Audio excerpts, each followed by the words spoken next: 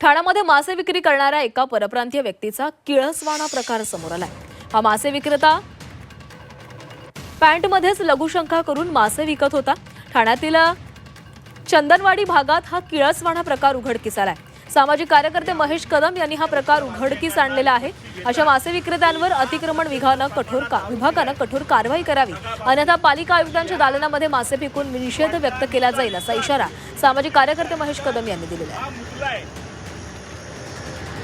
म्हणजे याला चिंता नाहीये की आपण इथेच लघुशंका करायची, ह्याच मच्छी ह्याच लघुशंकेच्या पाणी याच्यामध्ये पडायचं आणि लोकांनी महिला भगिनी आवडीने यांच्याकडनं उत्तर भारतीयांकडनं ही मच्छी घेतात। हा प्रचंड प्रमाणात दारू पिलाय सकाळपासून आणि ह्या मच्छी विकतात ही मच्छी विकतात हा मुकलाय। म्हणजे याला चिंता नाहीये की आपण इथेच लघुशंका करायची,